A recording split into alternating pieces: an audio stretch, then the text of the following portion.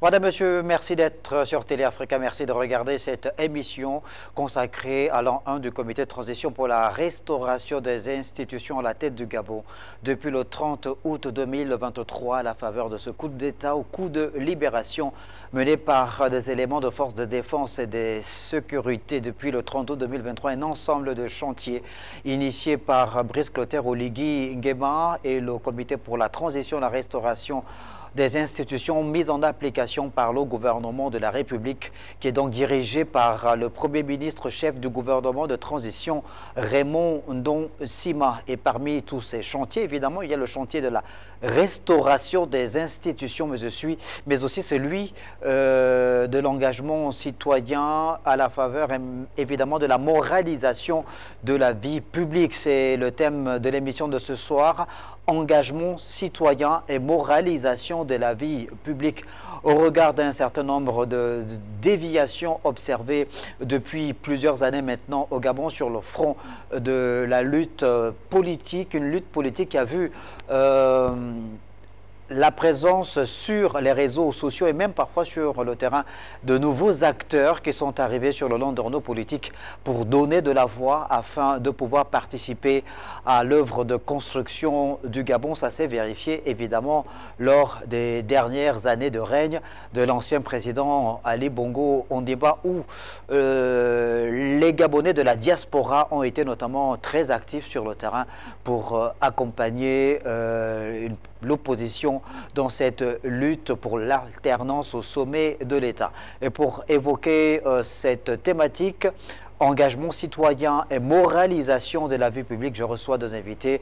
Pascal Nkoulou, acteur politique. Bonsoir, M. Nkoulou. Bonsoir, M. Mais également Rufin Toutoumba, secrétaire général de l'UPNR, un parti présidé par Maître Louis Gaston Baïda. Rufin Toutoumba, bonsoir. Bonsoir, Snella. Vous êtes donc tous les deux acteurs politiques. Merci d'avoir accepté l'invitation de Télé Africa pour que nous débattions sur cette actualité, sur cette thématique consacrée donc à l'engagement citoyen et à la moralisation de la vie publique. Je rappelle également à nos téléspectateurs que vous aurez l'opportunité de pouvoir participer à cette émission en envoyant des audios ou en nous appelant sur les numéros de téléphone qu'on mettra à votre disposition afin que vous puissiez échanger avec les deux invités, vous puissiez faire peut-être des suggestions, des contributions par rapport à cette actualité. Alors messieurs, il y a quelques jours, il y a eu une nouvelle affaire qui a donc fait couler encre et salive, abondamment commentée sur les réseaux sociaux, l'affaire dite Landry Amian Washington et Stephen Zeng, qui donc était esté en justice par Hervé Patrick Opianga, qui est un homme d'affaires connu au Gabon, président de parti politique également, grand féru de football, président du CF Mounana, homme d'affaires Hervé Patrick Opianga, qui a donc tenu, après plusieurs mois de silence, tenu cette fois-ci à pouvoir rester en justice et de faire en sorte que son honneur soit lavé sur la place publique après les graves accusations qu'il a subies de la part de deux compatriotes, deux activistes, connus également, notamment sur les réseaux sociaux, je l'ai dit, Landry Amian Washington et Stephen Zeng. Première question à vous, Rufin Toutoumba, que vous inspire cette situation? Bon, il faut dire que cette situation est d'actualité parce qu'elle concerne évidemment des personnalités supposées être proches du chef de l'État et qui hier étaient des activistes et qui, lors de leur mise en lumière, ont certainement porté atteinte à M. Opianga et qui, en tant que citoyen, se trouvent lésés et donc sollicitent l'instruction des juges au fin de retrouver sa dignité. Bon, c'est une affaire judiciaire, mais je crois que ça va dans l'ordre normal des choses, que lorsqu'un citoyen se sent lésé, qu'il sollicite la justice pour être restauré dans sa dignité. C'est aussi ça la restauration des institutions. Maintenant, il appartiendra aux juges d'interpeller les mises en cause, au fin qu'ils apportent les éléments qu'ils ont versés dans l'espace public contre M. Opianga, et la justice, à ce moment-là, tranchera, et nous, en tant que citoyens, nous saurons exactement la véracité de ce qui a été dit. Mais en réalité, cette question est intéressante parce qu'elle pose le fait de la morale. Et elle met en lumière les comportements, n'est-ce pas, que nous devons avoir lorsque nous vivons en communauté. Et ces comportements, naturellement, concernent les rapports que nous avons vis-à-vis de nos autorités, vis-à-vis de nos institutions, vis-à-vis de nos compatriotes. Ce sera évidemment une question abordée tout au long de cette émission, la moralisation de la vie publique.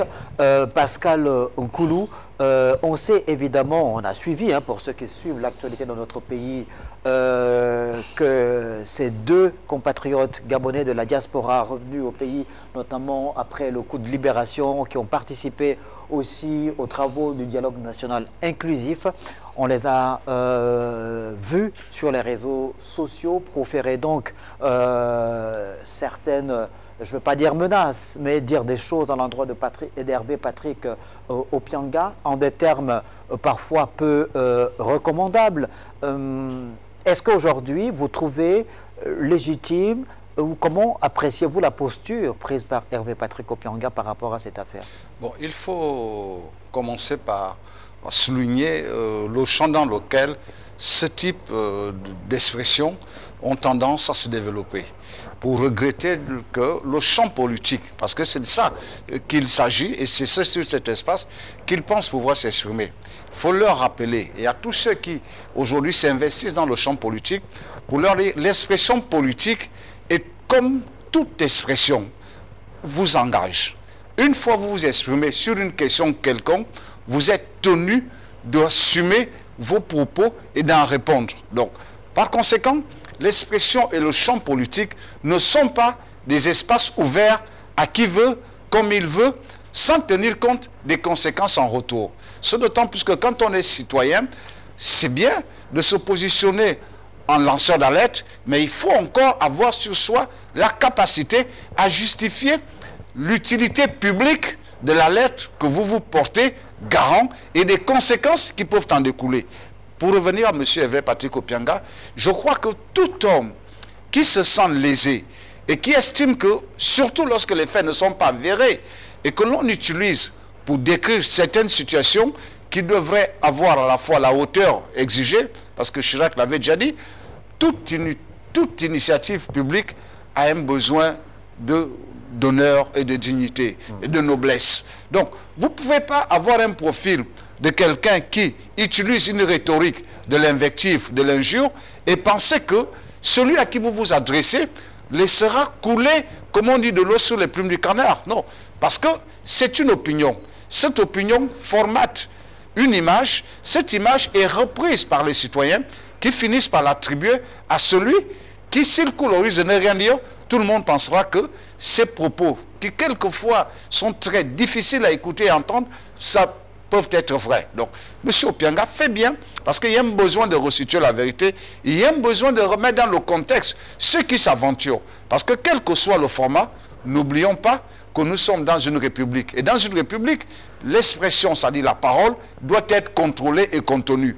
C'est pour cela qu'il y a, au niveau du code pénal, des procédures qui engagent ceux qui peuvent être comptables de ce type d'expression et ceux qui se sentent victimes d'un débordement verbal, tel qu'il soit, peuvent porter plainte. Et c'est pour ça que M. Opianga, pour ne pas encourager ce type de pratique, a choisi de saisir les tribunaux parce qu'au moins, les défenses, que ce soit les siennes ou les éléments de ceux qui procèdent par l'invective contre sa personne, chacun a la possibilité de confronter la véracité de ce qu'il avance. Alors, on sait évidemment que la Constitution de la République gabonaise, qui est la mère de loi, consacre dans l'une de ses dispositions, reconnaît que la liberté d'expression existe bel et bien au Gabon, mais sous le respect de l'ordre public, évidemment. Rufin Tuntumba, on a vu naître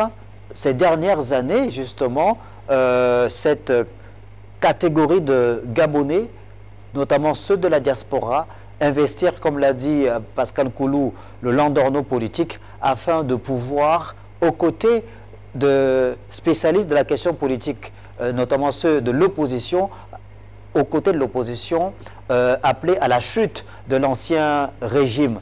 Ils se sont mobilisés, coalisés à travers les différents continents. Ils ont mené des actions de résistance sur le terrain. On a vu plusieurs vidéos qui sont devenues virales lorsque certains membres du gouvernement ou des gouvernements de l'ancien régime allaient aux États-Unis ou en France. Ils se faisaient souvent tenir par le collet ou chahuter par ces membres de la diaspora-là, dits activistes. Est-ce que vous pensez que ces compatriotes ont développé de mauvais réflexes, ont gardé de mauvais réflexes ou ont du mal à pouvoir saisir les codes qu'il faut justement lorsqu'on s'engage sur le terrain politique? Bon, je pense que sur cette question, le débat politique est un débat d'idées. C'est un débat d'idées, c'est un débat contradictoire qui oppose les arguments contre d'autres, mais qui ne doit pas être versé sur la dignité humaine, sur la vie privée des individus. Et donc, bien que la Constitution restaure la liberté d'opinion comme étant une norme, mais il faut dire qu'un adage bien populaire dit que la liberté des uns s'arrête là où commence celle des autres. Mais il faut bien que cette liberté soit encadrée. Et en ce qui concerne la liberté d'opinion, elle est encadrée en République gabonaise. C'est pour cette raison que dans le dispositif législatif, il y a le code pénal qui prévoit en l'espèce qu'il y a des peines pour ceux qui diffament et qui portent atteinte à la dignité des uns et des autres. Donc pour dire quoi? Pour dire qu'en réalité, nos compatriotes dans la diaspora ont mené le bon combat, un combat noble qui appelait de tous nos voeux l'alternance politique au pouvoir, qui appelait de tous nos voeux la restauration de la dignité humaine, qui appelait de tous nos voeux la dévolution du pouvoir par les voies démocratiques.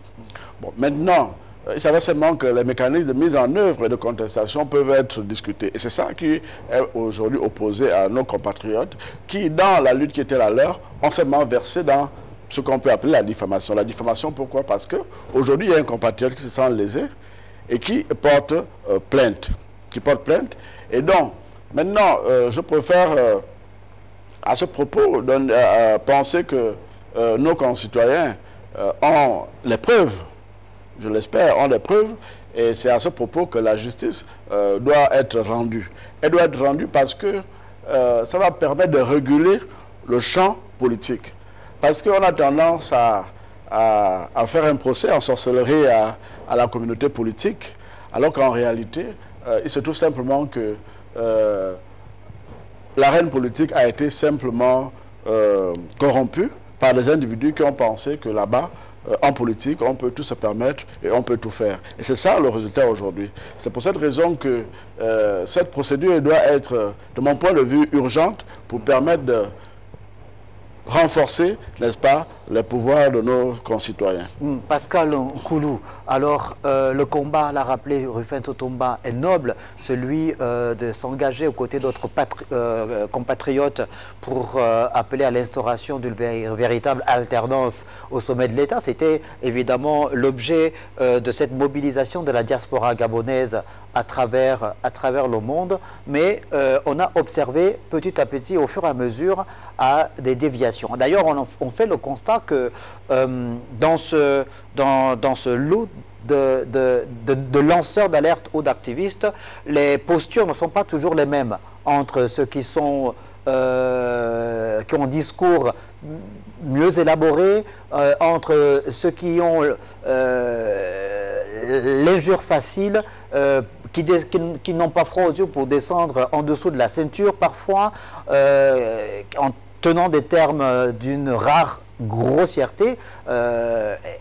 Est-ce que tout ça, finalement, n'a pas suffi à faire croire à certains de nos compatriotes dans cet univers-là qu'ils étaient tout permis? Bon, il faut déjà noter que la plupart de ceux qui se sont attribués à cette posture d'activisme, parce que l'activisme au sens noble, c'est une initiative citoyenne de dénonciation sur un fait public qui va impacter négativement une communauté ou une situation. Les plus grands activistes au monde, on les connaît. Vous avez Nicolas Hulot qui a créé une fondation et qui se bat pour la préservation de l'environnement. C'est un activiste. Vous avez la jeune dame Rita Grutberg qui effectivement est dans le même lot, mais tout ce qu'elle dit va dans le sens de sensibiliser, d'amener l'opinion public international à s'approprier un certain nombre de situations en rapport pour avec la faire protection une de pression l'environnement, de développement régulière durable. et justifiée. Donc, en principe, l'activisme, c'est engager une situation publique de manière à ce que l'ensemble de la communauté nationale se l'approprie pour que les autorités publiques qui sont en charge de l'exécution des politiques publiques ne négligent pas cette situation parce qu'à l'effectif, elle lèse considérablement une communauté ou peut créer des dérèglements sur l'ensemble du fonctionnement de la société. Donc, c'est cela l'activisme. Maintenant, quand on revient dans le champ politique gabonais, certaines personnes se sont autoproclamées activistes. Parce que ce que vous demandez est effectivement l'essence de ce qu'il faut chercher à connaître. Est-ce des politiques ou ce sont des gens qui, par errance, je préfère le terme, par errance parce qu'on ne peut pas les suivre, ni dans la durée, ni dans le positionnement, ni sur le plan idéologique. Ils parlent de tout, de rien, mais s'expriment avec une telle légèreté que parfois on a l'impression que c'est une rhétorique construite autour de l'injure, de l'invective, et puis de la dénonciation calomnieuse de façon frontale d'individu à individu, parce que le rapport public lui-même n'est pas souvent très bien établi. Donc, est-ce qu'on peut les comprendre? Non, pas du tout. Parce qu'aujourd'hui, quand on fait de la politique, quand on s'investit comme activiste pour une question, vous l'avez dit, l'alternance, il faut avoir un plan politique. Ce plan politique vous permet d'intégrer le champ politique avec un plan pour participer à la vie politique de votre pays. Une fois que la séquence pour laquelle vous vous exprimiez est aboutie, à ce moment, vous vous investissez.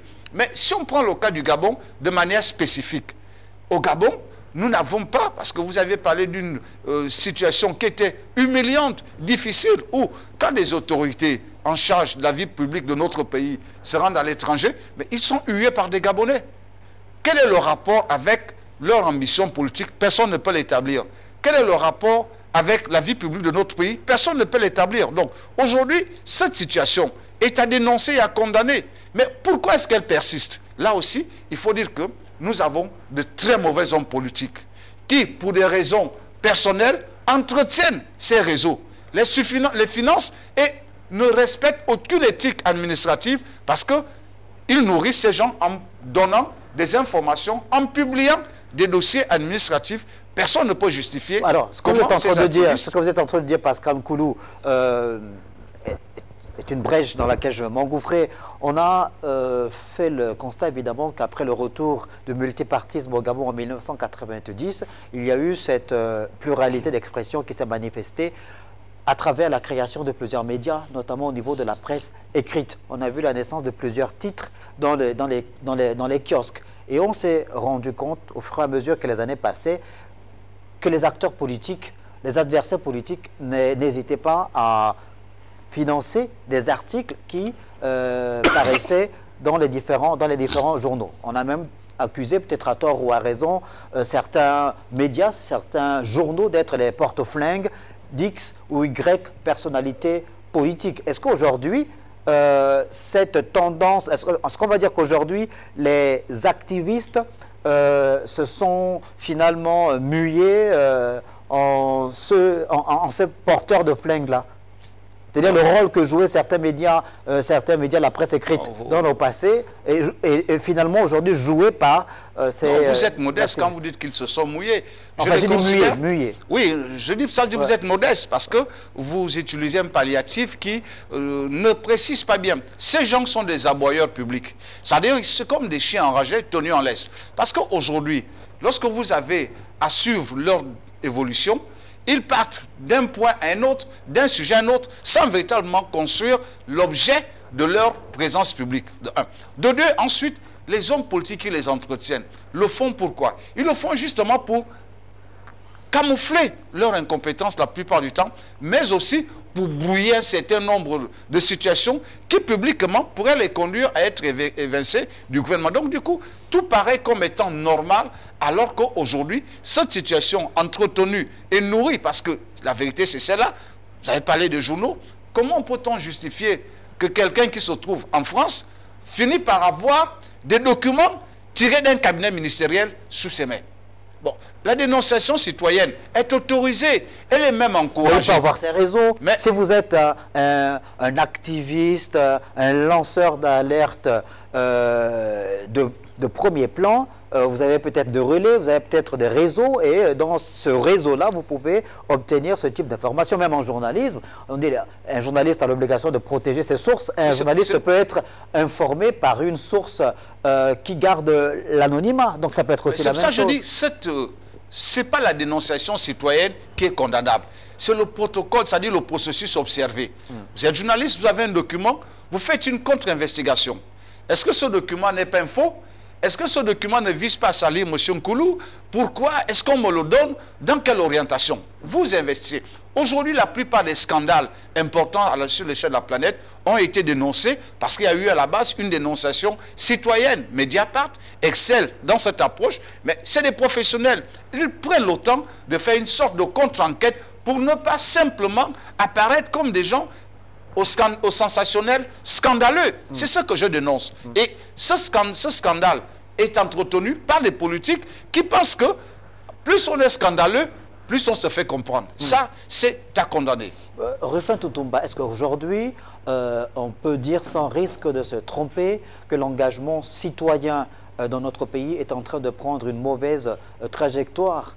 Quand on regarde le rétroviseur, Pascal Koulou l'a quand même évoqué tout à l'heure, on sait qu'il y a des grandes figures qui ont su marquer l'histoire de l'humanité à des étapes ou à des périodes bien précises. On a vu le combat civique mené par le Mahatma Gandhi pour le respect des droits humains.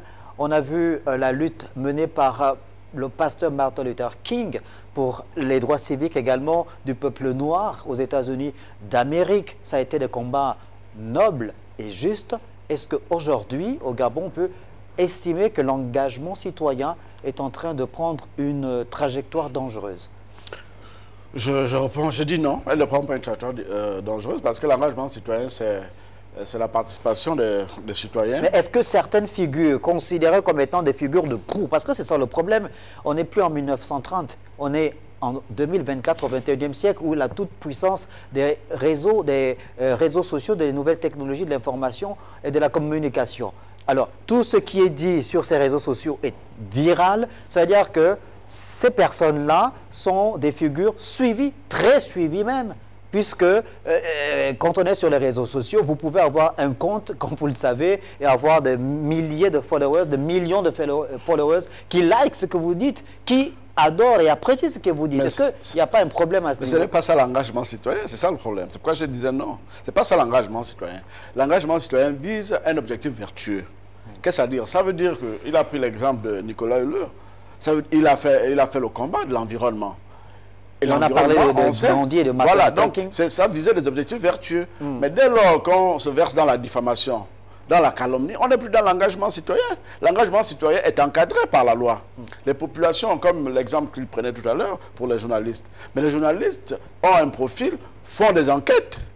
Et lorsque un journaliste verse dans l'espace public, ça veut dire qu'il a des ressources parce qu'il peut en répondre. Et même pour que ça soit publié, il y a un protocole, comme vous le savez. Donc ce n'est pas le cas. Mais là, on a des compatriotes qui estiment que pour des raisons de posture, n'est-ce pas, ils versent dans l'opinion tout ce qui peut susciter, n'est-ce pas, des likes, tout ce qui peut susciter des vues. Mais c'est différent. Mais à partir de ce moment, il faut qu'on comprenne qu'on est citoyen. Et dans ce contexte-là, on doit répondre de la loi. Parce qu'il n'y a pas d'engagement citoyen, il n'y a pas de moralisation de la vie publique s'il n'y a pas le respect de la loi. Sinon, c'est la chienlit. C'est pour cette raison qu'il est important de penser que tous ceux qui versent dans les réseaux sociaux, ils doivent comprendre qu'ils doivent répondre de la loi. Parce que nul n'est au-dessus de la loi. Si on autorise aux uns aux autres parce que quelqu'un a 10 000 vues, parce qu'on peut avoir 10 000 vues, et si vous mettez dans votre toilette, ben, rassurez-vous, le lendemain matin, dès que c'est vu, tout le monde va voir et vous arrivez à atteindre 1 million de vues. Mais non, il faut qu'on comprenne qu'il y a la pudeur, il y a la morale. Donc c'est à ce moment que le régulateur, qui est la loi, qui est le législateur, n'est-ce pas, interviennent pour encadrer le fonctionnement des uns et des autres. Pascal Koulou, alors, dans cette lutte pour l'alternance, on a vu évidemment plusieurs figures émerger, notamment au sein de la diaspora. Ils sont nombreux à avoir émergé au sein de la diaspora et même sur le plan local. Il y a des compatriotes qui sont restés fidèles à leur posture. Bon, si on cite des noms, on dira peut-être qu'on fait des partis pris, mais il y a des acteurs de la société civile gabonaise, notamment ceux, je ne cite pas de nom, je peux quand même dire ceux regroupés au sein du COPIL citoyen par exemple. vous savez à qui je fais allusion, au sein par exemple du COPIL citoyen, qui jusque-là sont restés fidèles à leur logique et qui défendent des causes vertueuses, des causes nobles. Mais sans faire dans la diffamation, sans faire dans l'injure publique, sans descendre en dessous de la ceinture. Non, il y en a même qui, à travers le monde, surtout au niveau du continent africain, risquent leur vie. Vous savez, le cas Zongo au Burkina est un cas qui interpelle. Pourquoi? Parce que cet homme travaille sur la base des convictions, sur la base d'une éthique, et il y aura une information citoyenne qui aide les citoyens africains à s'approprier à la fois les outils modernes aujourd'hui d'éveil public, mais également le changement de paradigme pour évoluer. Or, quand vous avez sur la place, c'est le cas du Gabon, un média qui titre le visage du banditisme et il plaque des personnalités publiques, quand vous allez lire le contenu de l'article, il y a systématiquement aucun rapport ni avec la responsabilité administrative de celui qui est mis en grande sur la une, ni ses déboires politiques. Enfin, vous trouvez une pléthore d'injures sur injures, injures sur injures, sur des faits personnels. Mais on s'interroge. Là, vous reconnaissez dans ce que vous êtes en train de dire, Pascal Koulou, et je connais votre degré d'honnêteté intellectuelle, notamment. Enfin, je pense, hein, Rufai Totomba, c'est une confidence que je vous fais en direct, évidemment. Il y a quelques années, on a fait une émission sur Télé Africa à laquelle participait l'actuel ministre de la Justice, et qui n'avait pas hésité à reprendre M. Koulou sur un fait bien précis que M. Koulou connaît. Donc, vous voyez qu'il avait eu raison, Paul-Marie Ngonjou, de vous reprendre sur ces faits-là, puisque c'était dans un journal, le Douk Douk, dans lequel, à un moment, Pascal Koulou a travaillé, ils avaient fait une caricature de l'épouse de Paul-Marie Ngonjou, et pas en bonne posture. Donc, vous voyez que toute chose a des limites, même si on parle de liberté d'expression. Oui, là, vous reconnaissez dans ce que vous dites. J'espérais compter sur vous pour rappeler également que je lui avais présenté mes excuses en disant, c'est vrai que je suis responsable de cet organe de presse, mais je n'ai pas participé à la rédaction de cet article et je lui ai donné plusieurs raisons pour lesquelles je n'aurais jamais accepté qu'une telle caricature paraisse à la une d'un journal. Parce que le principe du discours, de l'action politique ou du journalisme, c'est quoi? C'est d'éduquer. Mais pour quand on éduque, on a des repères. Ces repères sont d'ordre moral, ces repères sont d'ordre éthique. Et ensuite, c'est de distraire. Je parle du journalisme, mais on ne distrait pas avec l'injure. On aiguise la haine quand on utilise l'injure. Et c'est d'informer. La bonne information, c'est prendre une situation, la faire évoluer et laisser aux citoyens, donc au lecteur lui-même, de se faire une opinion. On n'est pas des objecteurs de conscience de ceux qui nous lisent. Bon, lorsque quelqu'un écrit un article, qu'il met un titre, comme je disais, le visage du grand banditisme, ou comme cet article dont vous faites allusion, mais qu'est-ce qu'on veut faire savoir aux lecteurs ou aux citoyens? Rien du tout, parce que ceux qui sont de haute culture et qui estiment ne pas verser dans l'invective, dans l'injure, ou comme on dit au bas des paquerettes, n'achètent pas. C'est pour ça que nos journaux ne se vendent pas. C'est pour ça que ceux qui doivent constituer l'opinion publique ne s'intéressent pas à ce type de canard. Et c'est dommage parce qu'aujourd'hui, les réseaux sociaux semblent supplanter l'information régulière. Pourquoi? Parce que tout le monde s'y invite. Et les gens s'y invitent en ne respectant aucune règle d'éthique. Ça, c'est absolument scandaleux. Parce que, vous savez, d'aventure, heureusement qu'ils le font souvent, un peu à l'étranger. Mais s'ils étaient sur place au Gabon, la preuve, c'est qu'ils sont arrivés pour une circonstance, leurs actes les ont rattrapés. Pour parler de ce dont il est question par rapport à M. Hervé Opianga. Donc, leurs actes les ont rattrapés. Ils n'ont pas pu justifier. Je suis comme M. Ruffin vient de le dire. Je souhaiterais que la loi ait à terme, qu'il n'y ait pas d'interruption dans ce processus. Parce qu'au moins, ça va équilibrer et ça va apprendre aux gens à être responsables. Quand vous avez un chef, quelqu'un sur les réseaux sociaux qui se fait appeler Bandécon, bon, écoutez, c'est quand même assez significatif. C'est des expressions que nous entendions, nous avions un certain âge et qu'aujourd'hui on ne peut plus employer. Mais quand vous êtes un responsable politique... Dans cet univers-là, on ne fait pas forcément dans le politiquement correct en ce qui concerne le nom dont vous êtes en train de citer, parce qu'on bon, crée une communauté, on veut avoir le maximum d'amis possibles dans la communauté, se faire suivre. Et puis vous savez, il y a également que le principe de la monétisation des pages, malheureusement, ça c'est l'autre versant des réseaux sociaux et notamment des comptes les plus suivis que sont TikTok, par exemple. Donc, du coup, bon, c'est un nom, c'est comme sur c'est du marketing aussi. Hein? Si vous mettez, bien sûr, si vous mettez... Non, mais si c'est des artistes qui le font sur des planches, On ne sera pas contre. On a des artistes ici qui font rire en se servant des personnages politiques. Le contexte est différent. Ce contexte-là ne vise pas à nuire. Moi, j'aime bien toutes les blagues en termes de comédie présentée par Defunzu sur Omar Bongo. Ça fait rire. Mais on voit bien qu'il n'y a aucune animosité. On voit bien qu'il n'y a aucun lien avec l'actif politique. Ouais. On voit bien qu'il n'y a aucun lien sur l'envie du citoyen à vomir sur les autorités. On voit qu'il n'y a aucun lien de distension sociale. Ça fait rire. Qu'ils aillent sur les planches. Personne ne leur dira autre chose. Toutes les blagues sur, je m'excuse par son nom, Antoine Boubou Miakou, par tous les comédiens que nous avons, font rire. Et puis on sait bien que ça n'a pas d'autres objets que de nous distraire. C'est normal, c'est des artistes. Mais eux, ils se présentent comme étant des moralisateurs. C'est ce qui est dommage. Ils se présentent comme étant des moralisateurs, mais adoptent le comportement le plus déviant qui soit. C'est la question que je posais, c'est-à-dire par rapport à la posture prise par ses compatriotes. C'est-à-dire qu'ils n'ont pas tous la même trajectoire déjà et la même posture finalement. Bon, on peut le citer, si on prend, vous me direz, oui, mais Chamberlain Mokwama est un journaliste. Ouais.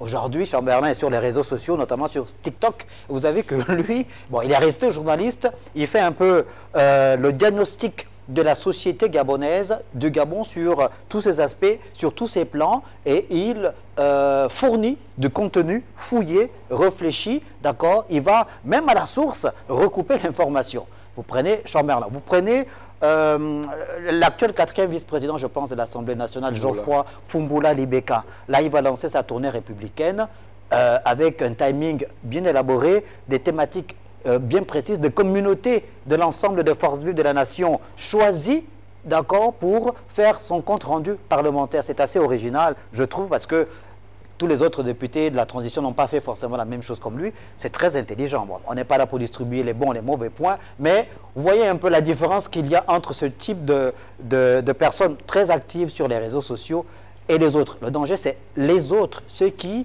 n'hésitent pas à faire dans l'injure publique. Et là, c'est grave. C'est ce qu'on dit, c'est ce que je dis. Ce que fait M. Chamberlain ou Geoffroy Fumbula, c'est ce qu'on appelle l'engagement citoyen. C'est ça qu'on appelle l'engagement citoyen. Mais le reste, ce n'est pas l'engagement citoyen. Et ça doit être condamnable. Lui, Tom aussi fait dans l'engagement citoyen. Oui, avec sa façon de faire, pourvu que ce qu'il présente à la face du monde ait un intérêt de façon générale. Voilà. Maintenant, il faut qu'on comprenne aussi que sur cette problématique, il y a deux extrémités. Il y a le contexte. Il y a le contexte. Le contexte est tel que hier, nous qui sommes dans l'opposition depuis, mais on nous taxait d'être l'opposition du pouvoir. Mais pourquoi? Parce que nous n'insultions pas. Parce que nos débats ne portaient pas au-dessus de la ceinture. Et donc, celui qui n'insulte pas, celui qui ne calomnie pas, celui qui ne verse pas en dessous de la ceinture, il était opposition du pouvoir. Alors que, dans les faits, à aucun moment nous avons cohabité ou forniqué avec le pouvoir. Moi, en ce qui me concerne. Et plusieurs comme ça. Donc, le contexte était tel que, pour être audible, il fallait verser dans l'injure. C'est ça le contexte. C'est pour cette raison que ça a prospéré chez certains de nos compatriotes supposés être des activistes. Mais en même temps, il y a lieu de comprendre que ça a été aussi fermenté par le pouvoir. Parce qu'on ne peut pas comprendre que des personnalités qui, dans l'espace public, ont versé dans ce qu'il y a de plus ignominieux, ont été portés à des postes de responsabilité. C'est quand même une contradiction. Je prends le cas, je ne veux pas citer les noms ici. On a au dialogue, il y a un bureau du dialogue qui a été fait. Mais on a une personnalité de la diaspora qui a été dans ce bureau, alors qu'elle a fait montre d'une certaine légèreté. Il y a un problème. C'est pour cette raison que les décideurs ou le pouvoir public devraient choisir les compatriotes qui les accompagnent ou qui sont promus à des responsabilités. Parce que ça pose un problème d'éthique et c'est ce qui fait que le comportement prospère. Vous avez vu que lorsque le monsieur Pianga initie sa procédure, pendant qu'ils ont déjà été interrogés par le juge d'instruction, mais ils n'ont pas manqué de ressortir dans l'espace médiatique des réseaux sociaux. Et même pour porter atteinte à la crédibilité de la justice ou des magistrats. Mais ce sont des cas flagrants. Mais il y a une contradiction. Parce que quand on suit le discours à la nation du chef de l'État, où il appelait à la restauration de l'autorité de l'État, au respect des institutions. Mais la contradiction, c'est qu'on a ces personnalités qui, aujourd'hui, à lui, sont protégées. Et ça pose un problème de moralité publique. Pascal Koulou, ça veut dire que ces compatriotes qui ont fait le choix de soutenir, et on ne peut pas leur pointer un doigt accusateur parce qu'ils ont décidé de soutenir X ou Y, notamment le président de la transition, Brice Clotaire Oligui Nguema. Ça veut dire que ces compatriotes doivent comprendre cette nécessité de pouvoir être en phase avec la vision et le discours de Brice Clotaire Oligui Nguema.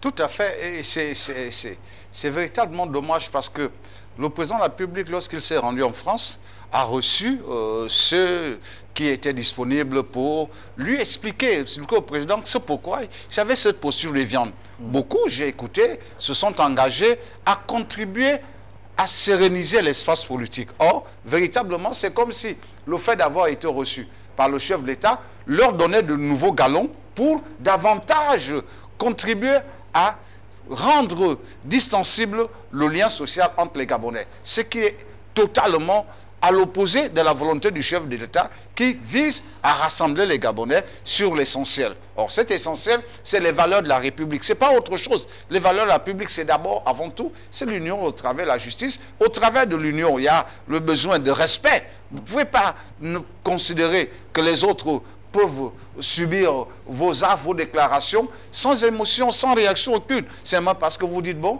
moi je le dis, j'ai vu le président, et je suis au-dessus de tout le monde.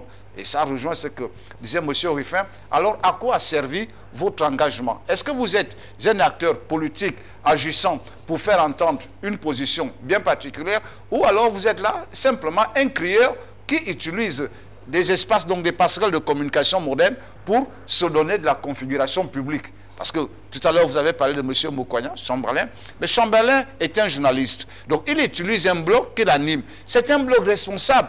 Je le lis, je commente, je suis heureux de voir qu'il relève des faits et invite les autorités à s'en saisir. Il ne cite pas. Quand il cite avec des preuves. Quand il invite à ce qu'il y ait une enquête, il dit de manière à ce que ça ait un impact négatif dans la vie d'un compatriote ou dans la vie d'une communauté ou dans la vie nationale. Donc, c'est une prise de conscience. Et c'est important. On en a besoin. Parce qu'on ne peut pas toujours tout savoir, mais on a besoin de savoir l'essentiel. Or, ce que les activistes, en parenthèse, nous privent, c'est de l'essentiel. Parce qu'ils finissent par dégoûter, ils finissent par sortir du contexte, même quand ils peuvent dire des choses qui mériteraient que les autorités judiciaires ou politiques s'investissent, on a l'impression que s'ils le font, ils le font à leur commande.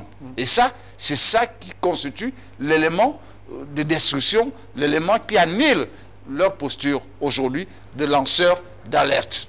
Ruffin Totumba, il revient donc à ses compatriotes, notamment qui mènent ce combat noble et qui ont pour la plupart pris des risques. Il faut également le reconnaître dans ce combat pour l'alternance qui ont pris des risques dans ce combat-là, de pouvoir faire la différence entre ce qui relève du domaine public et ce qui relève de la vie privée des personnalités ou de tout type de citoyens vivant sur le territoire national.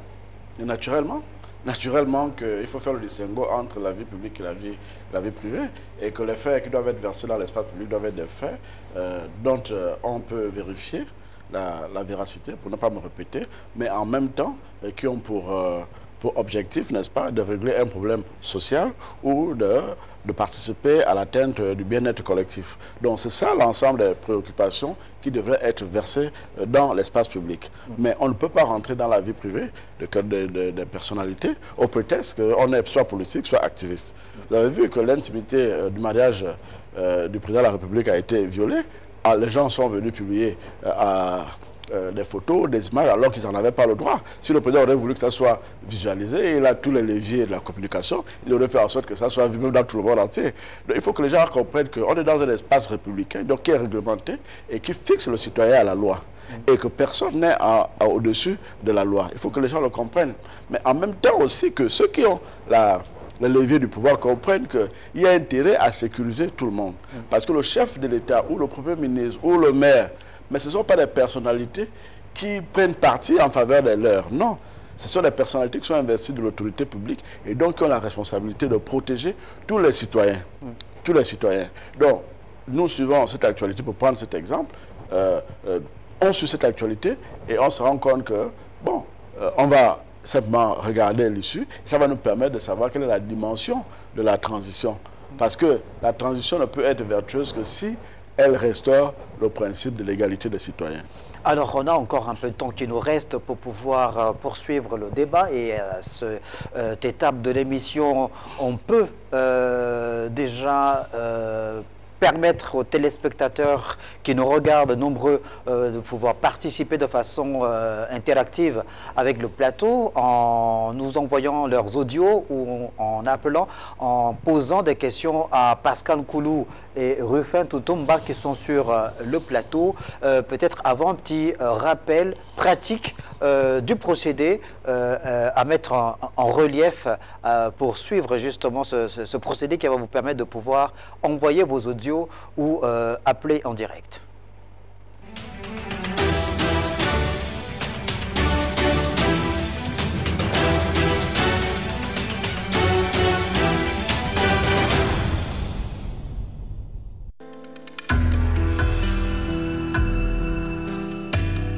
Chers téléspectateurs, bonsoir. Pour participer en direct à l'émission 20h45, le grand rendez-vous, Télé Africa met à votre disposition deux numéros de téléphone. Le numéro WhatsApp 060 39 11 56 sert uniquement à envoyer des vidéos et des audios de maximum 1 minute. Et le 076 31 67 02 est uniquement destiné aux appels classiques. Notez bien, avant de lancer l'appel, éloignez-vous de votre poste téléviseur. Et une fois mis en direct avec le plateau, présentez-vous sans plus attendre et posez immédiatement votre question. Télé Africa vous remercie pour votre bonne compréhension.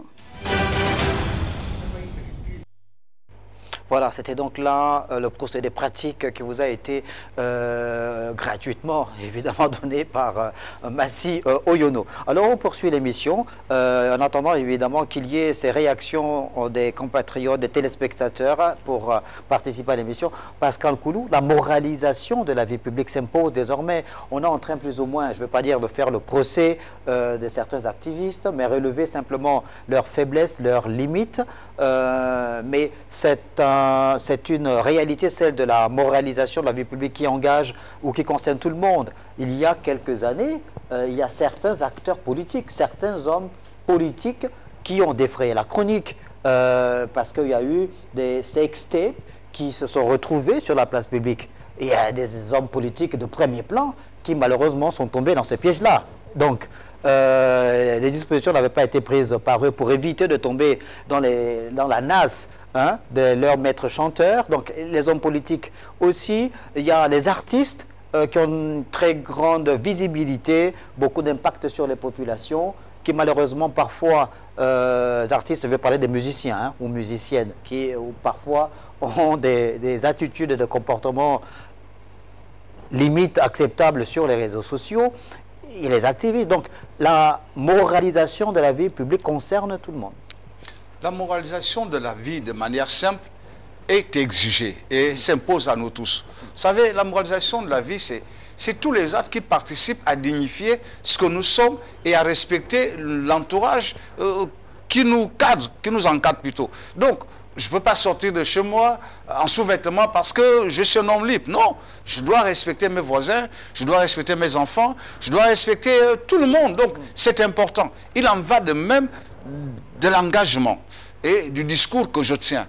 Dans mon discours, ce discours doit être un discours qui rassemble, un discours qui oriente, un discours qui fixe sur ce vers quoi je tends. Si je participe à vouloir promouvoir une république démocratique, une république égalitaire, mon discours doit pouvoir le refléter. Mon comportement doit pouvoir le refléter. Parce que c'est à la base de ce discours que l'opinion se focalise sur ma marche politique. Vous savez, aujourd'hui, c'est peut-être pas encore le cas chez nous, quand vous prenez des grands pays comme la France, etc., c'est à partir du discours politique.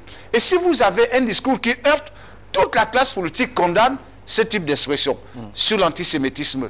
Un seul mot mal placé, on vous dit, ah, ça ne cadre plus avec nos valeurs et vous êtes tenu de vous excuser. Or, chez nous, vous avez des hommes politiques qui tiennent des propos qui vexent des propos qui réduisent la capacité du responsable politique à porter la volonté populaire, mais on applaudit.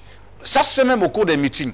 Il n'est pas rare d'entendre quelqu'un, au lieu d'utiliser les valeurs de la République, participe de l'injure, traite son adversaire de ceci ou dise ça. Donc, c'est pas bon.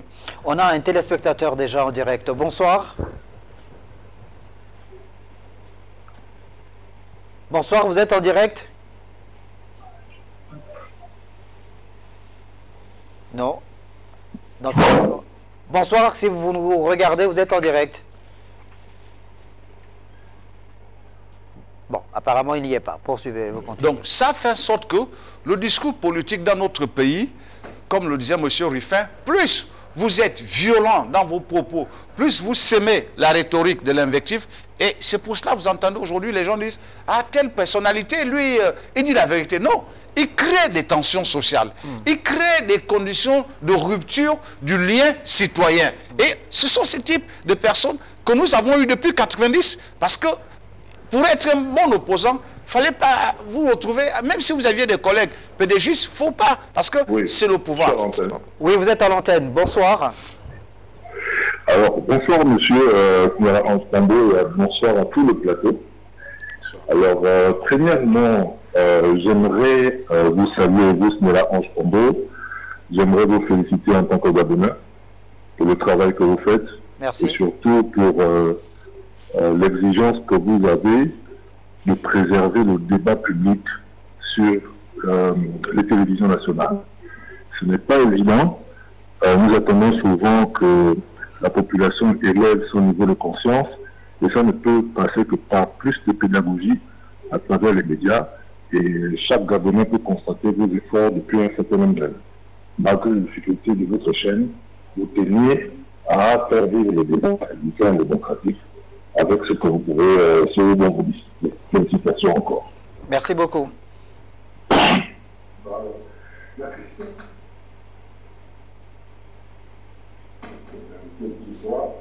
Notamment celle liée à la moralité de la vie publique.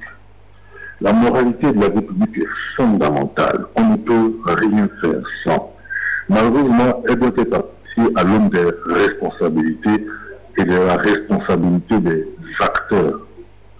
On ne peut rien construire sans une ligne directrice. On ne peut rien construire en société sans des fondamentaux. Ces fondamentaux sont culturels. À l'intérieur de cette culture sont véhiculés l'éducation, les valeurs, l'ancestralité, tout l'héritage qui est le nôtre, que notre génération n'a pas le droit de trahir. Or, nous appartenons aujourd'hui à une génération qui trahit chaque jour davantage l'héritage de ses anciens. Le nom que nous avons appartenait à des gens qui ont tout fait pour que nous soyons dignes et fiers. Or, que faisons-nous des noms que nous avons? Vous avez pris l'exemple, par exemple, pour citer nos frères activistes qui sont au cœur d'une actualité nauséabonde, qui n'honorent personne en réalité.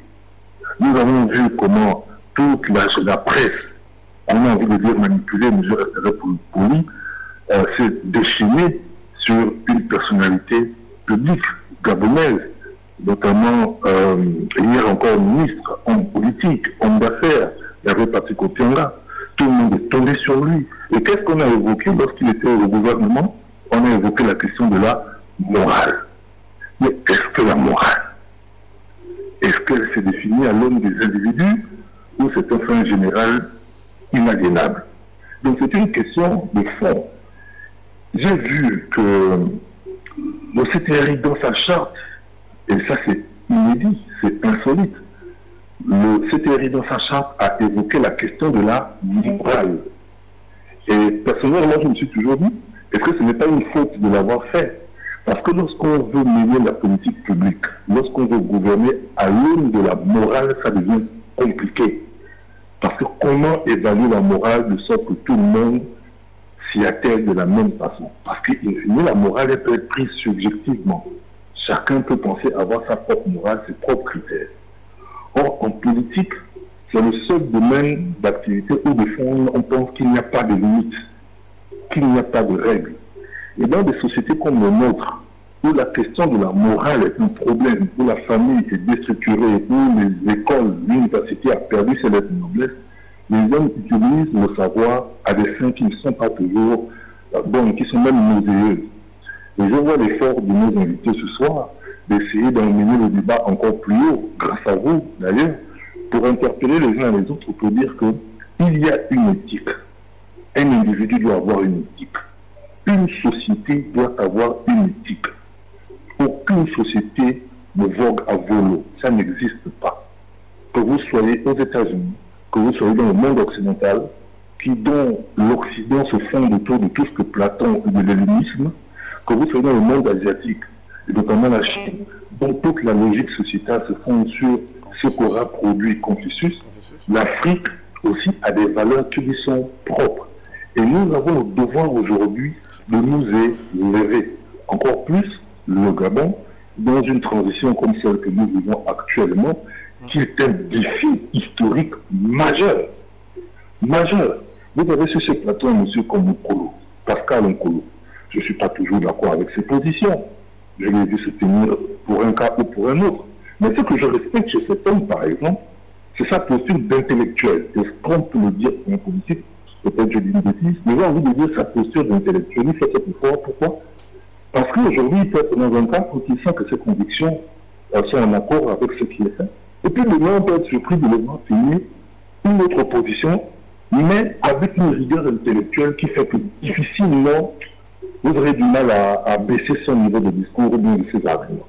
Je ne le dis pas pour le saluer particulièrement, pardon s'il est même à la l'aise. Je le dis simplement parce qu'il est là. Donc j'ai envie de dire que par votre émission, parce que j'entends avec les deux frères sur le plateau, c'est très important. Et il faut que les médias se mettent à la hauteur des enjeux. Ce n'est pas toujours le cas. Ce n'est pas toujours le cas. Comment une chaîne de télévision comme Télé Africa, qui a toutes les difficultés du monde, arrive à tenir la dragée tous les soirs grâce à un programme comme le vôtre? Comment expliquer cela? Comment expliquer que vous êtes le seul à imposer dans le paysage audiovisuel gabonais des débats publics avec des intellectuels gabonais qui ne viennent pas de la planète Mars ou de l'étranger, qui viennent tous les soirs confronter leur intelligence à la conscience collective pour éclairer l'opinion des Gabonais? Donc la question de la moralité doit être traitée avec sérieux, sinon on ne va rien faire. Sinon la transition ne va rien obtenir. Il faut une éthique sociale. Il faut une éthique ferme.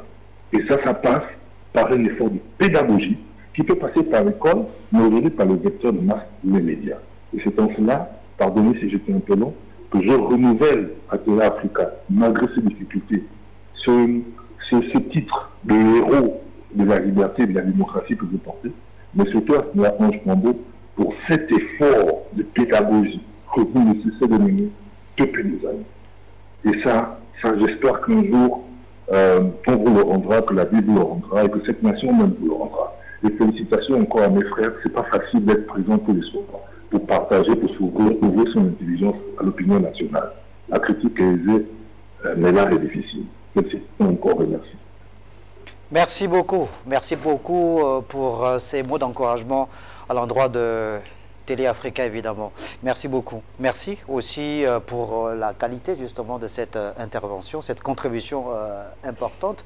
Donc évidemment que l'on retient la nécessité, Rufin Totumba, d'instaurer au sein de la société gabonaise cette moralisation de la vie publique qui doit impacter sur chacun des citoyens vivant au Gabon, sur chacune des personnes vivant sur le territoire. C'est une obligation. C'est une responsabilité collective. C'est une responsabilité collective et qui interpelle les plus hautes autorités. Parce que le Gabon ne serait que ce qu'on veut qu'il soit.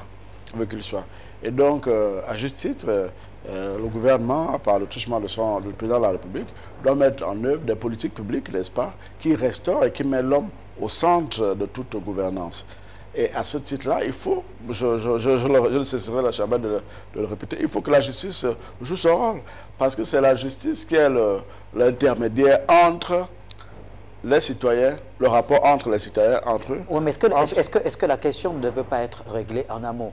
On va dire la justice, c'est pour tout ce qui est de l'aspect pénal, on va dire, parce que là, on est dans le cadre là, de la sanction, justement, pour réprimander. Mais est-ce qu'il ne faut pas d'abord, en amont, faire ce travail de de pédagogie, Pascal Coulou, à travers le ministère de l'Éducation nationale, de la culture aussi, l'éducation civique. Il faut de plus en plus œuvrer pour que la conscience citoyenne s'approprie les valeurs de la République. Parce que c'est dommage, le discours politique au Gabon depuis 34 ans, depuis que nous sommes revenus à l'ère du multipartisme, n'a pas contenu les valeurs de la République. Ça a été un discours d'exclusion, d'invective, et on a revu ressurgir tout ce qui avait été combattu dans le cas du parti unique et dont on avait pratiquement aujourd'hui considéré comme étant des situations définitivement exclues. Or, le tribalisme est revenu, l'ethnisme est revenu, l'exclusion familiale est de plus en plus présente. Donc, il faut que cette éducation, donc cette construction de la conscience citoyenne est la responsabilité de tout le monde, pas seulement des politiques, parce qu'on a des mauvais politiques, on aura des mauvais citoyens. Il faut que les gens eux-mêmes prennent la responsabilité de s'investir et de se référer aux valeurs morales, aux valeurs traditionnelles, aux valeurs culturelles et aux valeurs religieuses pour avoir une opinion citoyenne conséquente. Sinon, on va épouser toutes les tendances, un peu comme ceux qui font la mode. Aujourd'hui, c'est tel type d'habit, bon, vous y allez, parce que vous n'avez pas vous-même intégré un type vestimentaire qui répond à vos formes et à vos engagements publics. Donc il faut que de plus en plus les citoyens s'investissent. Il y a un autre téléspectateur au téléphone. Bonsoir. Bonsoir, bonsoir monsieur, bonsoir à tous vos téléspectateurs. Je souhaiterais également vous remercier pour ce thème combien de fois important pour l'édification des populations que nous sommes. Moi, je souhaite simplement dire qu'il y a deux choses. Il y a la moralisation, comme vos invités et bien d'autres personnes l'ont déjà dit. Et cette moralisation-là passe également par les acteurs politiques eux-mêmes. C'est-à-dire qu'il y a un de vos invités qui a pris l'exemple sur le plateau des dossiers ministériels qui se trouveraient sur la place publique. Et ça pose un véritable problème. La moralité de ceux qui travaillent dans les différents ministères, dans les différents cabinets, quand bien même ces informations sont très souvent sensibles, sont d'une certaine sensibilité. Et ça pose un problème de la crédibilité également des personnes qui sont là, qui travaillent, si vous voulez, qui sont au service de l'État. Ça pose un problème. Autre chose, un État de droit consacre aussi l'égalité des droits, pour me répéter, l'égalité des droits et des devoirs. Ça veut dire quoi? Ça veut dire que si certains de nos compatriotes ont bénéficié, par exemple, de l'amnistie, ont été amnistiés, ont certainement bénéficié de la clémence de nos autorités politiques ou publiques, judiciaires ou institutionnelles, tout ce que vous voulez. Mais la même loi de notre pays permet aussi à certains individus qui sont aussi des citoyens comme tout autre, qui, à un moment donné, s'ils sentent que leur honneur est mis en jeu, que leur crédibilité, leur personnalité, et j'insiste bien sur l'honneur, que leur honneur est mis en jeu, souvent pour des raisons qui ne sont véritablement pas évidentes, souvent pour des motifs ou encore souvent pour des motifs fallacieux, des choses que l'on n'arrive pas dont on n'arrive pas à établir la véracité. Et ça aussi, ça pose un véritable problème. Oui, certains peuvent bénéficier des appuis politiques, etc., ou tout ce que l'on veut, mais d'un autre côté, il y a des citoyens qui ont aussi des droits à faire valoir. Et franchement, je pense que j'espère que l'émission que vous organisez aujourd'hui va édifier plus d'un, parce que moi, personnellement, j'ai déjà vécu des situations dans les réseaux sociaux où des gens crient des choses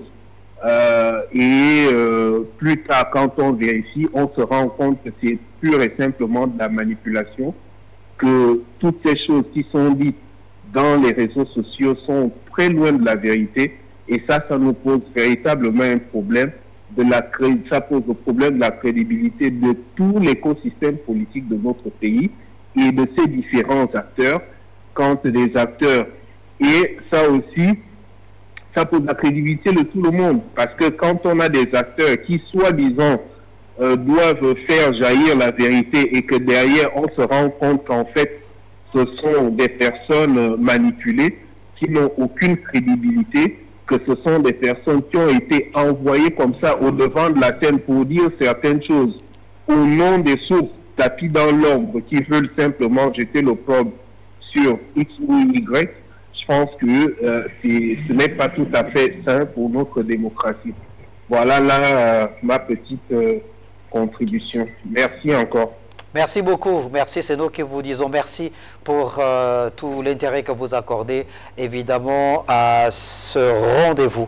On va à présent écouter cette autre réaction d'un Gabonais, d'un téléspectateur à travers cet audio.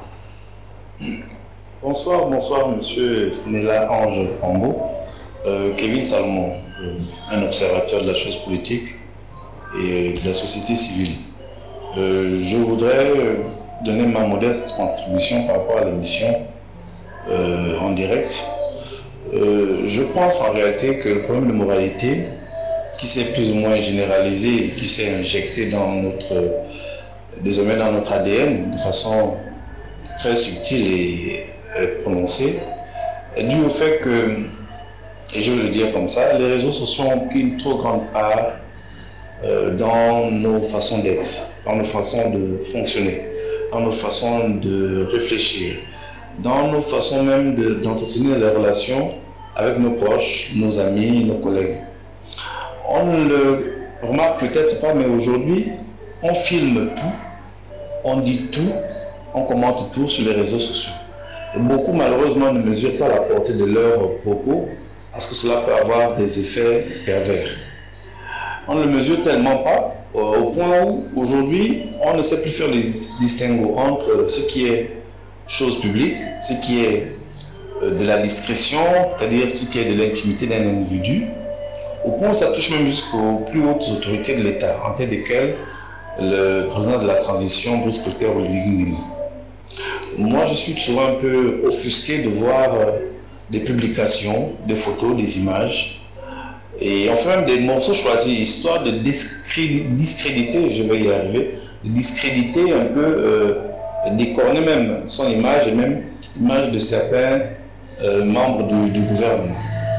Regardez un peu ce qui se passe aujourd'hui. On veut absolument, et je prends cet exemple, on veut absolument créer des dissensions, sinon des rivalités entre le président de la transition et certains membres de son gouvernement, par exemple avec le Premier ministre, chef du gouvernement, M. Raymond Dongsima.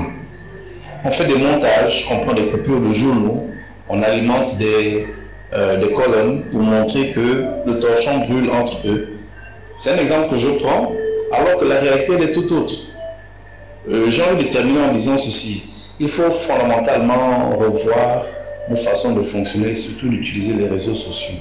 Et je crois, je vais chuter par là, que le pouvoir en place devrait mettre des mécanismes de sorte que désormais, celui ou celle qui s'amuserait à faire des publications sans véritable fondement, ou alors qu'il ne soit pas utile à la construction de notre édifice national, et que ces personnes-là soient tout simplement interpellées, qu'elles payent des amendes, et puis qu'elles répondent de leurs actes devant des juridictions compétentes.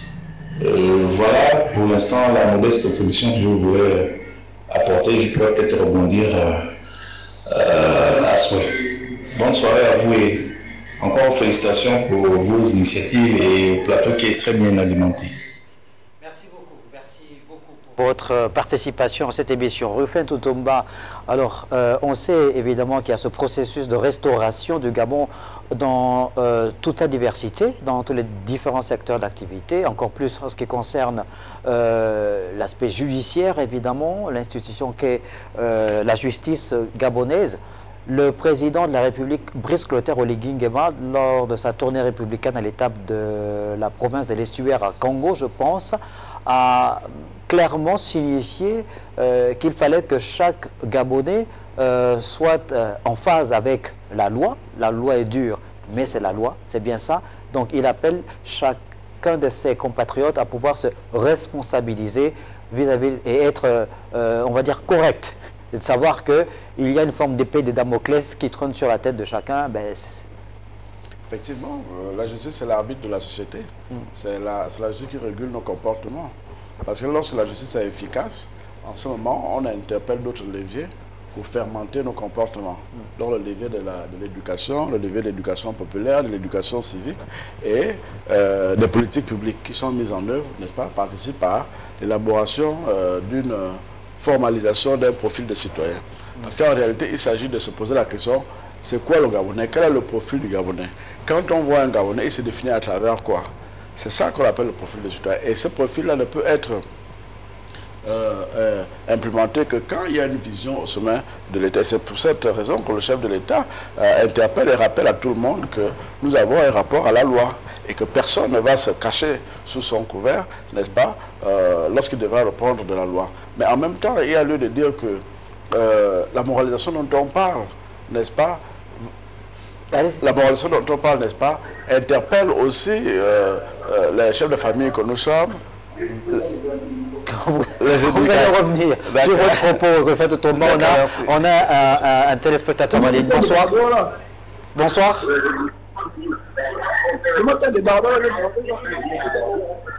Si vous êtes en ligne, on vous écoute. Bonsoir. Oui, bonsoir, vous êtes en direct, allez-y. Bonsoir. Bonsoir, vous êtes en direct. Vous pouvez poser votre question. Ok, j'aimerais tout d'abord vous remercier de faire cette émission parce que quand je rentre tous les soirs, je suis cette émission et ça me procure beaucoup de plaisir de voir des intellectuels gabonais qui puissent donner des avis très importants. Et donc ça fait très plaisir le travail que Télé Africa fait. J'aimerais ajouter quelques éléments par rapport aux explications. Je pense que dès le Gabon de maintenant, malgré le coup de libération que nous avons eu, il manque en fait de modèles qui doivent être mis en avant par la jeunesse gabonaise et par les parents gabonais. Parce que même toutes les responsabilités sur l'État, c'est vraiment selon moi besoin de la part de nos parents qui veulent se libérer, se désengager. Je parle en tant que jeune gabonais, je suis un étudiant d'abord, je ne me suis pas présenté. Je pense que c'est très mauvais. Et en tant que jeune gabonais, lorsque je cherche des modèles, je dois regarder à l'Occident, je dois regarder dans certains pays africains comme le Nigeria. Je trouve ça que pour un pays qui aspire à être qui est émergent, qui aspire à être un pays en haut en Afrique, c'est vraiment désobligeant. Donc je pense qu'il y a un manque de modèles. Et aussi une surresponsabilisation de l'État que les gens font. Ils mettent toutes les responsabilités sur l'État et c'est vraiment mauvais. Donc c'était juste ça ma seule contribution. Et je veux remercier de m'avoir donné l'antenne. Merci beaucoup. Alors le compatriote, il vient de parler de la responsabilité de tout un chacun finalement. Pas tout attendre de l'État, mais chacun devrait commencer à la base. Donc peut-être la cellule familiale à se responsabiliser, se mettre aux normes justement de ce qui fixe notre cadre de vie en termes de respect de la loi. Peut-être que ce travail-là pourrait commencer par la maison, par la cellule familiale. Si, mais naturellement. Mais c'était ça le sens de mon développement, pour dire qu'il y a aussi une responsabilité en tant que chef de famille. Parce qu'il y a des comportements qu'on n'acquiert pas à l'école, mais qu'on acquiert à la maison. Il y a des valeurs qu'on ne fixe pas à l'école, mais qu'on fixe à la maison. Donc pour dire que c'est une responsabilité collective. Mais ce qui est important de relever, c'est que un parent ne saurait jouer son rôle de façon efficace que dans un environnement dans lequel il est sécurisé. Mais c'est dans la précarité, On a les ménages où le père, il va le matin, il travaille, il va très tôt à 5h, 6h, il revient à 20h, tout épuisé parce qu'il était, et la maman qui était, et donc les enfants sont laissés seuls et tout le reste. Donc vous comprenez que c'est difficile. C'est difficile pour cette raison que l'État joue un rôle, parce que c'est l'État qui est le facilitateur. C'est l'État qui met les écoles proches, c'est l'État qui met les centres de santé, c'est l'État qui aménage les voies, c'est l'État qui crée l'emploi. Donc l'État offre, n'est-ce pas, aux citoyens, n'est-ce pas, le cadre de son épanouissement. C'est pour cette raison que nous avons tendance à l'interpeller. Mais néanmoins, s'il y a des valeurs que nous avons, qui sont issues de nos coutumes, de nos traditions, mais qui sont aussi des valeurs que nous fixons ensemble. C'est pour cette raison que nous avons la Constitution, parce que c'est elle qui est le contrat social, c'est elle qui répartit et qui fixe les rôles des uns et des autres. C'est pour cette raison que nous avons la loi, parce que c'est la loi qui va dans les détails, les décrets, ainsi de suite. Donc c'est pour cette raison que je disais tout à l'heure que la justice joue un rôle important. Il a un rôle important, mais du moins, on retient simplement qu'il est important que chacun comprenne que nous sommes dans une phase de transition et que cette transition doit commencer par la première institution qui est le ménage, qui est le foyer. Et donc il faut que les parents, il faut que les adultes, il faut que tous les citoyens se mettent en mouvement pour comprendre que nous devons changer de paradigme. Pascal Koulou, la main, le bras de la justice ne doit pas trembler. Non seulement la main de la justice ne doit pas trembler, mais la justice doit revêtir toutes les valeurs de noblesse qu'elle est censée pouvoir incarner. C'est déjà l'essentiel des différents équilibres dont on a besoin. La démocratie, ce n'est pas simplement des discours à l'emporte-pièce, ce n'est pas le format institutionnel, mais c'est tout d'abord l'expression puissante de la justice.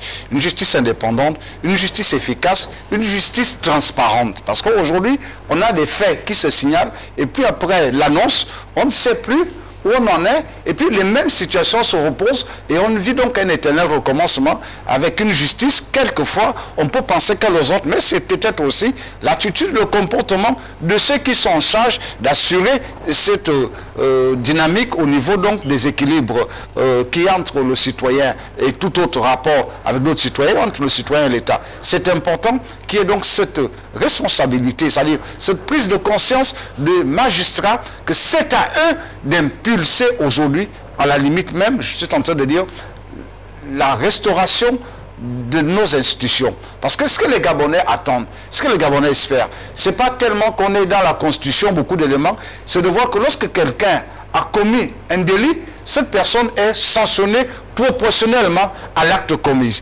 S'il y a une situation qui mérite des correctifs, ces correctifs sont apportés et les coupables sont publiquement affichés. C'est cela aujourd'hui qui est demandé. Parce que lorsqu'on a parlé de la responsabilité de ceux qui tiennent n'importe quel type de discours, qui s'invitent dans l'invective et qui emploient une rhétorique agressive et que le procureur de la République laisse faire, n'interpelle pas, ben ça ouvre le champ à toutes sortes de dérives et chacun se croit permis de tout faire. Mieux, ceux qui pensent avoir des soutiens politiques n'hésitent pas à humilier, à salir des responsables de famille. Alors que ce sont des situations qui ont un impact.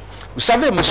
Bélégovoy, Premier ministre de son époque, s'était donné la mort à cause d'un certain nombre de dénonciations calomnieuse. Tout le monde n'a pas la capacité à laisser couler ce qui est du sur sa personnalité, surtout quand ces faits ne sont pas avérés. Mieux, nous souhaitons effectivement que la justice s'empare de ces faits, mais il faut qu'il y ait davantage un mécanisme de régulation. Aujourd'hui, à travers le monde, il y a une police cybernétique. Cette police aide à ce que lorsque vous avez En France aujourd'hui, si vous tenez un bloc et qu'on voit qu'il y a des propos qui invitent au terrorisme, votre bloc est tout de suite... Il y a des profils qui sont voilà, identifiés. Et selon...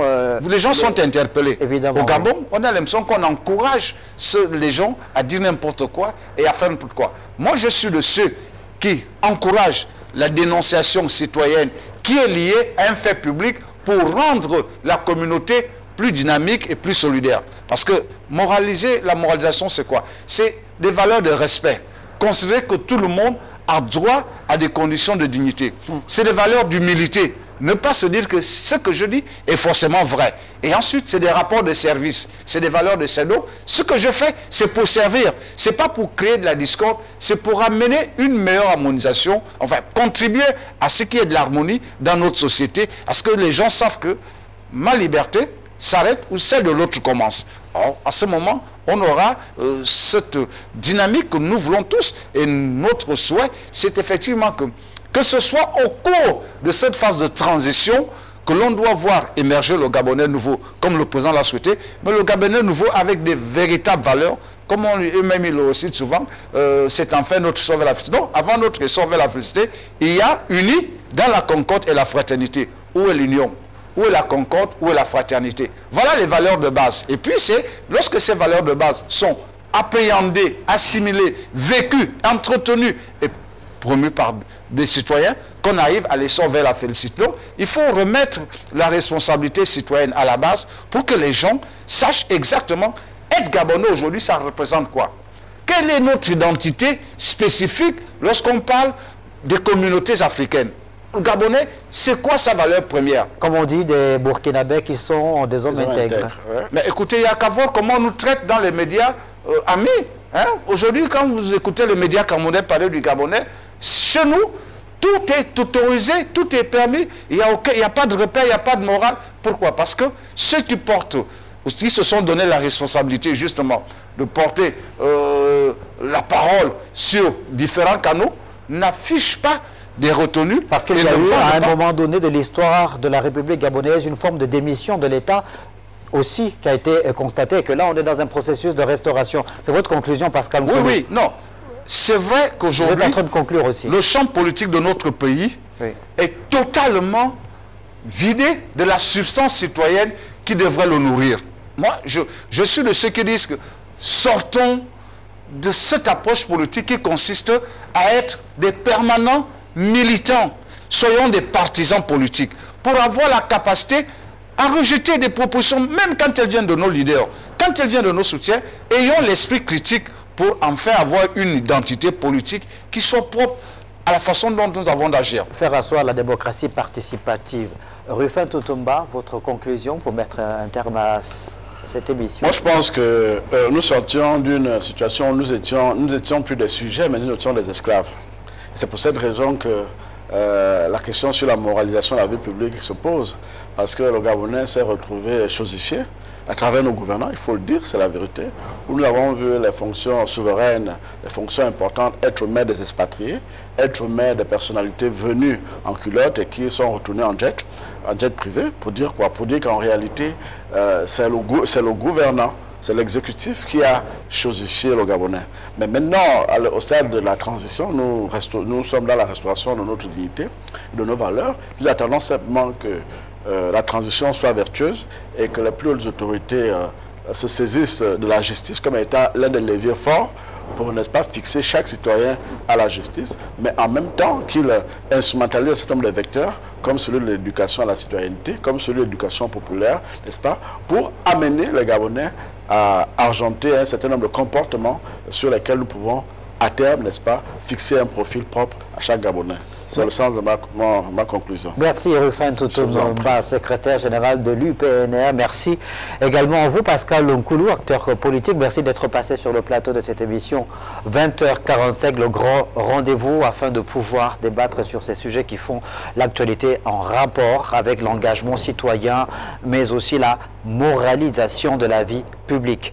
Merci de nous avoir regardés. Prochain rendez-vous vendredi prochain, lorsqu'il sera 20h45, vous aurez rendez-vous sur Télé Africa. Bonne suite des programmes sur votre chaîne.